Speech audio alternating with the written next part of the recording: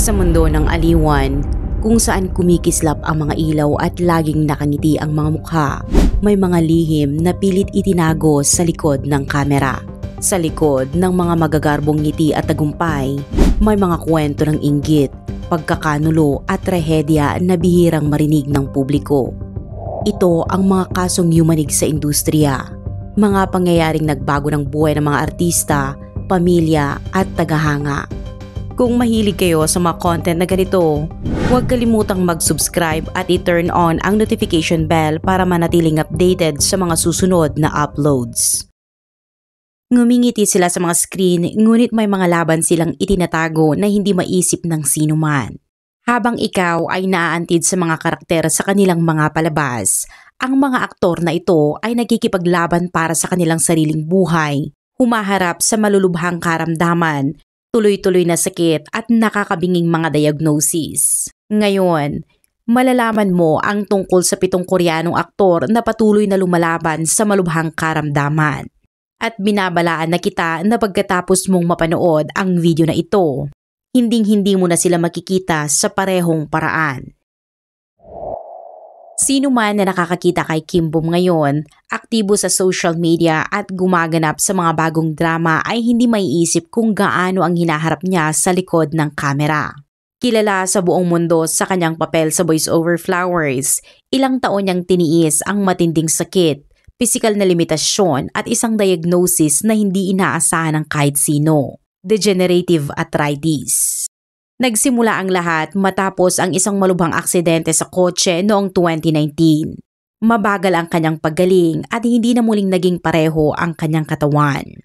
Ngunit ang lalong nagpalala sa kanyang kalagayan ay isang bagay na hindi inasahan ng mga tagahanga.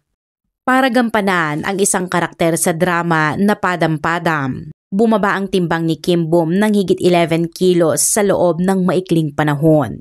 Ang ganitong biglaang pagbabago ay permanenteng nakaapekto sa kanyang katawan. Ikinonekta ng mga doktor ang sobrang pisikal na paghihirap at pagkawala ng kalamnan sa paglala ng arthritis, isang kondisyon na karaniwan ay nauugnay sa pagtanda, ngunit sa kanya, dumating ito ng mas maaga. Matagal niyang sinikap na itago ang sakit at lumalabas sa mga event na may rehearse ng ngiti. Ngunit sa loob, humaharap siya sa matinding sakit at frustration na nakikita ang kanyang katawan na humahadlang sa kanyang sining. Ngunit noong 2018, lumabas ang katotohanan.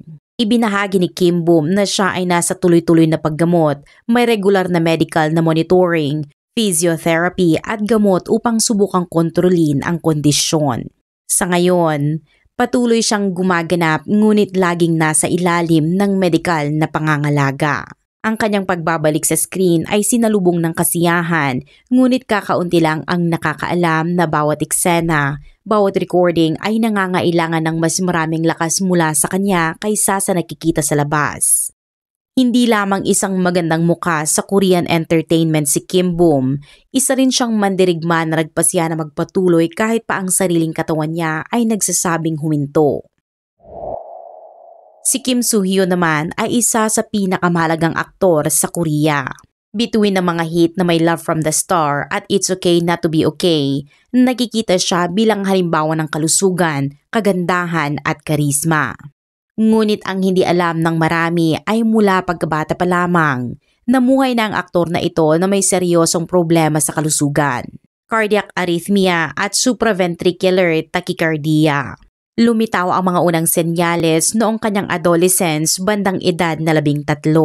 Sa panahong iyon, nakararamdam siya ng malakas na palpitations, biglaang pagkahilo at mga episodes ng panandaliang hirap sa paghinga, mga sintomas na para sa ordinaryong kabataan ay maaaring hindi pansinin.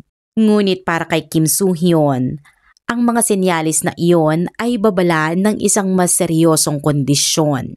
Ipinakita ng mga pagsusuri na hindi tama ang ritmo ng pagtibok ng kanyang puso, isang maliit na synchronization error ngunit may malalaking panganib.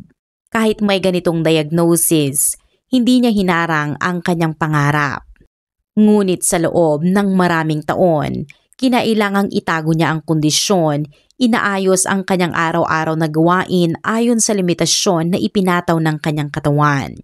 Mabibigat na physical training, mahabang recording, paglalakbay, lahat ay kailangang gawin ng maingat. Sa ilang pagkakataon, lumala ang mga sintomas ngunit hindi ito nalalaman ng mga tagahanga. Ngumingiti pa rin siya sa harap ng kamera kahit na ang kanyang puso ay tumitibok ng mali ang dahilan. Makalipas ang ilang taon, sumailalim siya sa isang delikadong operasyon upang subukang ayusin ang problema at nagtagumpay naman ito. Mula noon, patuloy siyang sumasailalim sa medical na follow-up, umiinom ng partikular na gamot at binabantayan ang bawat tibok ng kanyang puso. Hinihipo siya ng publiko para sa kanyang galing sa pag-arte, ngunit sa likod ng artista ay isang tao na araw-araw nakikipaglaban sa tahimik na labanan. Ang panatilihing maayos ang paggana ng kanyang katawan lalo na sa simpleng pagtakbo ng tibok ng puso. Si Jong Il-woo naman ay tila namumuhay sa rurok ng kabataan at kasikatan nang biglaang magbago ang lahat sa isang iglap. Noong 2006, nakaranas siya ng isa sa pinakamalubhang aksidente sa industriya ng Korea kasama ang kaibigan at kapwa-aktor na si Lee Min-ho. Magkasama silang nasa iisang kotse nang tamaan ng ibang sasakyan sa isang aksidente na muntik nang kunin ang kanilang buhay. Ngunit habang unti-unting nakabawi si Lee Min-ho, dumating ang balitang magbabago sa lahat para kay Jong Il-woo. Bukod sa mga balis sa pulso at balakang at internal bleeding sa ulo, na-diagnose siya ng brain aneurysm, isang tahimik at napakadelikadong kondisyon. Sa madaling salita, may time bomb siya sa loob mismo ng kanyang utak. Ang aneurysm ay maaaring pumutok anong oras at magdulot ng stroke, coma o agarang kamatayan. Ang balita ay parang suntok sa mga tagahanga. Pagkatapos ang lahat, napakabata pa ni Jong Il-woo at ang isipin na mawawala ang isang tao sa rurok ng karera dahil sa ganitong malupit na dahilan ay tila hindi ka panipaniwala.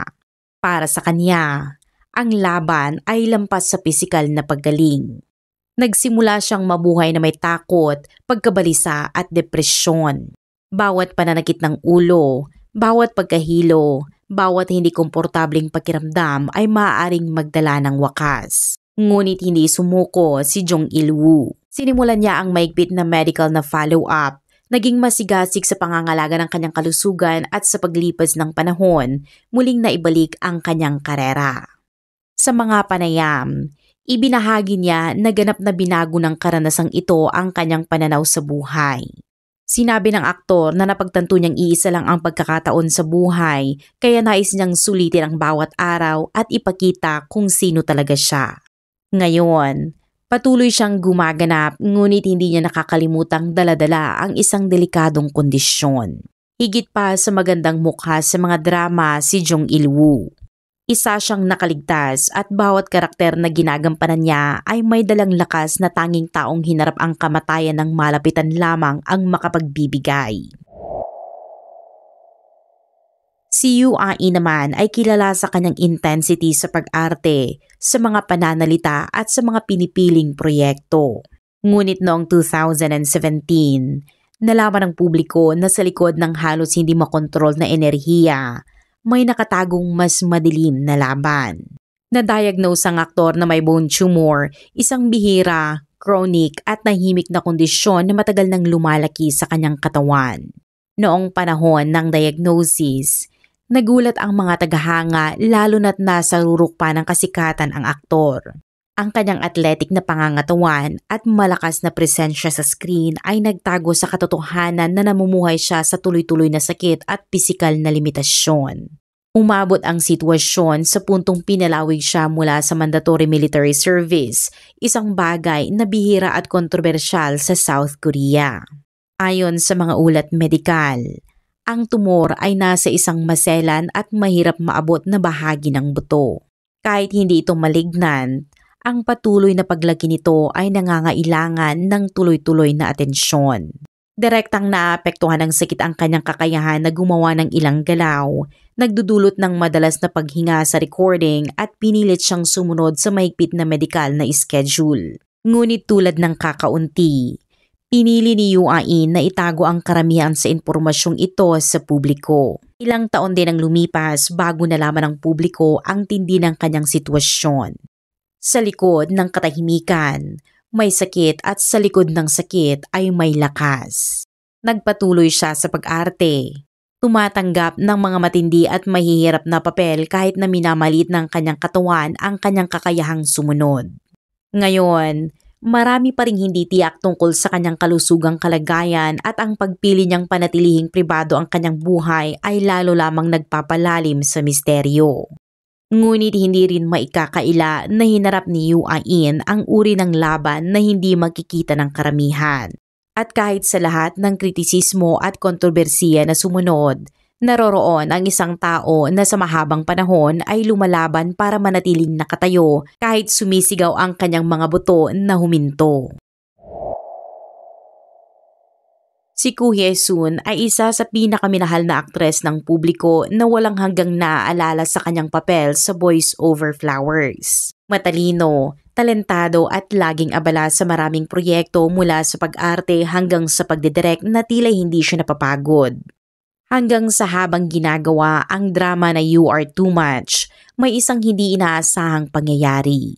Nawalan ng malay ang aktres sa set at agad na dinala sa ospital. At nakakatakot ang diagnosis. Anaphylactic shock, isa sa pinakamalubhang reaksyon ng katawan sa allergy. Sa loob ng ilang segundo, bumababa ang presyon ng dugo, humihina ang paghinga at nakataya ang buhay. Walang nakakaintindi kung paano ito nangyari sa isang taong mukhang malusog at aktibo. Ngunit ang katotohanan ay matagal na palang nakararanas si Koo Hye-sun ng seryosong problema sa allergy na unti-unting lumalala sa katahimikan. Sinikap ng production ng drama na ayusin ang sitwasyon, ngunit kinakailangan ang prioridad sa kalusugan ng aktres. Pinalitan siya sa kalagitnaan ng broadcast, isang bihirang pangyayari sa industriya ng Korea at tuluyang umatras sa mundo ng showbiz nang hindi tiyak kung kailan babalik. Ang episode na ito ay naging isang mahalagang punto sa kanyang karera. Mula noon, ang imahe niya bilang perpektong aktres ay napalitan ng isang tao. Isang babaeng may limitasyon at mahina tulad ng iba.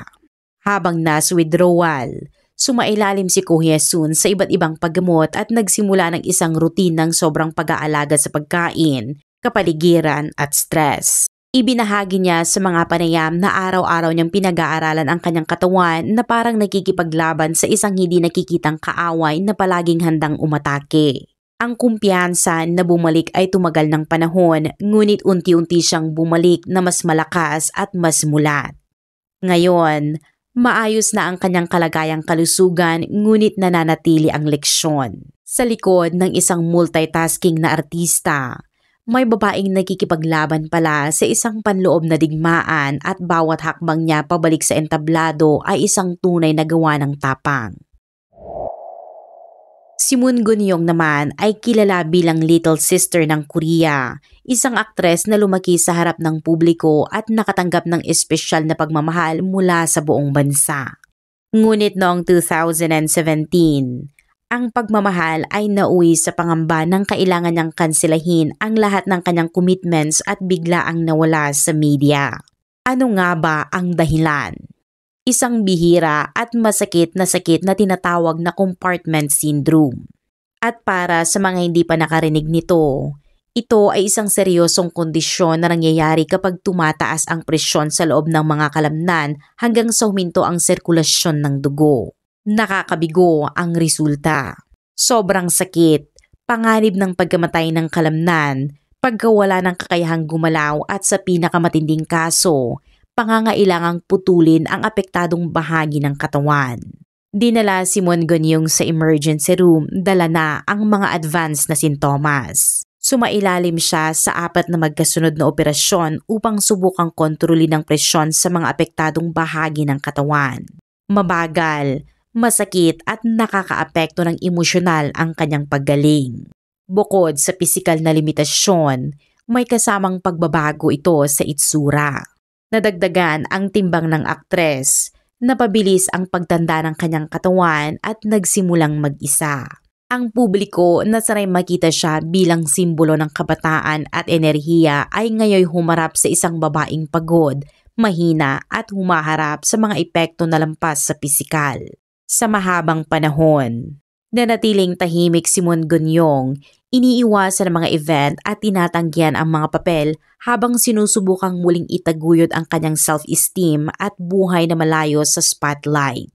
Sa ilang bihirang panayam, ibinahagi niya na ang sakit ay hindi lamang sa katawan kundi pati na rin sa kaluluwa. Ang pressure mula sa industriya, ang mga takot na hindi na magiging pareho at ang malupit na panghuhusga sa itsura ay mga di nakikitang sugat na kailangang matutunan ni Moon Geun-young na pasanin. Ngayon, nagbibigay siya ng maliliit na palatandaan ng pagbabalik. Hindi na sa parehong bilis gaya ng dati, ngunit may kasamang pagkakabuo at maturity na tanging sakit lamang ang nagtuturo. Hindi na lamang siya isang batang bituin. Naging tahimik siyang halimbawa ng pag-angat mula sa hirap at sakit. Bago pa man lumitaw ang mga bagong bituin ng K-pop at drama, si Oh Myung-hwa ay isa ng icon sa Korea. Singer, actress, performer, dominate siya sa lahat ng larangan. Noong dekada 90s at 2000s, halos imposibleng buksan ang TV nang hindi nakikita ang kanyang mukha sa isang programa, drama o entablado. Ngunit noong 2010, ang matinding ningning ng bituin na ito ay natabunan ng nakakaapekto at nakakapanghinang balita. Na-diagnose siya na may thyroid cancer. Bagamat medyo karaniwan ang sakit, nagdulot ito ng malalaking panganib lalo na sa isang tao na ang boses ang pangunahing kasangkapan sa trabaho. At eksaktong iyon ang nangyari. Habang sumasailalim sa operasyon upang tanggalin ang tumor, may nangyaring hindi inaasahan.